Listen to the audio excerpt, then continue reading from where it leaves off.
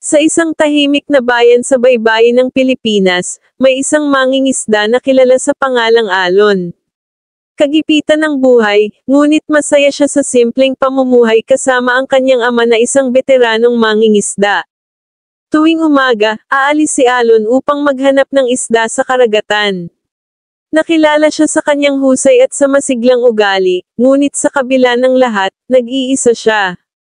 Ang kanyang puso ay nalulumbay sa pagnanais ng tunay na pag-ibig. Isang hapon, habang siya ay nakapagpahinga sa gitna ng kanyang pangingisda, napansin niya ang kakaibang liwanag sa ilalim ng tubig.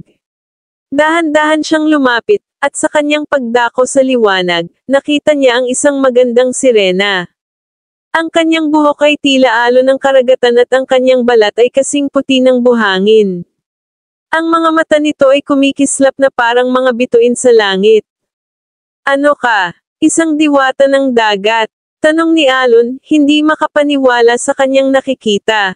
"Narito ako upang magbigay ng saya," sagot ng sirena na may malambing na tinig. "Ako si Marina, ang sirena ng lilam." "Ano ang pangalan mo, mangingisda?" "Alon," sagot niya, habang pinagmamasdan ang ganda ng nilalang sa kanyang harapan.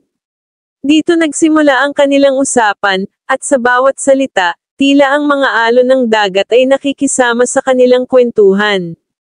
Araw-araw, bumabalik si Alon sa parehong lugar upang makipag-usap kay Marina. Nagkaroon sila ng mga pag-uusap tungkol sa mga pangarap, mga takot, at mga karanasan. Ang bawat araw na magkasama sila ay nagiging puno ng saya, at sa paglipas ng ilang linggo, nahulog ang kanilang mga puso sa isa't isa. Sa kabila ng uri ng kanilang mga mundo, si Alon na namumuhay sa lupa at si Marina na kabilang sa dagat, pareho nilang natutunan ang tunay na halaga ng pagmamahal. Ngunit isang araw, nagdesisyon si Marina na ipaalam kay Alon ang katotohanan. "Alon, mayroong isang bagay na dapat mong malaman. Kung sakaling ako'y malayo, huwag kang mag-alala. Ako ay may tungkulin sa ilalim ng dagat, at kailangan kong umalis sa oras na gamabi na. Isang araw, maaaring hindi na kita mahanap." Naantig si Alon sa kanyang mga salita. "Hindi ko alam kung paano ako mabubuhay nang wala ka, Marina. Ang pagmamahal ko sa iyo ay labis," sagot niya, habang ang mga mata ay punong-puno ng luha. "Tandaan mo, ang aking puso ay palaging sa iyo, kahit saan man ako naruroon," bulong ni Marina at hinalikan si Alon sa kanyang pisngi, na nagbigay ng init sa kanyang puso. Mula noon, bawat pagdapo ng araw ay puno ng mga alaala, ngunit unti-unting nawala si Marina. Sa tag-araw, kapansin-pansin ang kanyang pagkawala, ang tubig ay tila tahimik na nagkukulong ng kanyang mga alon. Sa kabila ng sakit na dulot ng pangungulila, ipinangako ni Alon na heto pa rin ang kanyang gagawing mga pangarap, ang mangisda, at ang ibigin si Marina.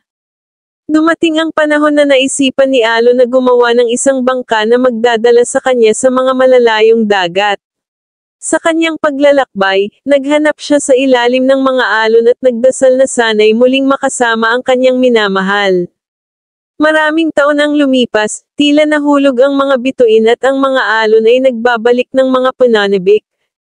Hanggang sa isang gabi, habang siya ay nakatayo sa pampang, nakitang muli ni Alon ang liwanag mula sa ilalim ng tubig. Ang kanyang puso ay pumintig ng labis na saya.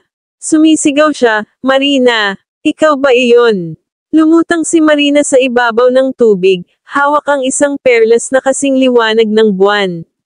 "Nandito ako, Alon. Nagsilbing gabay ang iyong pagmamahal sa akin.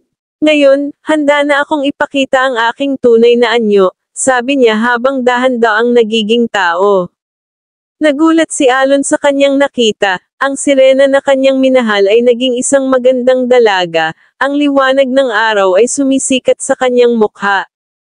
"Hindi ako nag-alala sa paghahanap sa iyo, dahil alam ko na kahit anong mangyari, may kasamang pag-ibig ang ating mga puso," tugon ni Alon, punong-puno ng saya at pag-asa. Mula sa araw na iyon, namuhay silang magkasama, nagsasanib ang kanilang mga mundo. Si Marina ay naging bahagi ng buhay ni Alon sa baybayin, at sa bawat pagkilos ng kanilang mga kamay, kumakatawan ito ng kanilang pangako. Kapag ang mga alon ay bumubukal sa dalampasigan, tila nananawagan sa bawat isa upang ipagpatuloy ang kanilang kwento ng pagmamahalan. Sa mga gabi ng kanilang pagsasama, pahinga silang dalawa sa ilalim ng mga bituin, nagtatanong sa isa't isa tungkol sa mga kwento ng dagat at lalawigan. Ang pag-ibig nila ay hindi natatapos sa tawanan at saya, dahil ang bawat hamon at pagsubok ay nagpatibay sa kanilang samahan. Naging inspirasyon ang kanilang kwento sa buong bayan. Ang mga tao ay naniniwala na sa kabila ng mga hadlang, ang pag-ibig na nagsimula sa isang kakaibang pagkakataon ay nagbigay liwanag sa kanilang mga puso. At sa ilalim ng malamig na buwan, kwentuhan ni Alon at Marina ang tradisyonal na kanta ng dagat, nag-uugnay sa mga alon ng kanilang pag-ibig at ang pangakong hindi kailanman magwawagi. Kahit na sila ay nabuhay sa magkaibang mundo, si Alon na sa ibabaw ng lupa, si Marina na sa ilalim ng dagat, pinatunayan nila na ang pag-ibig ay may kakayahang lumipat sa lahat ng hangganan.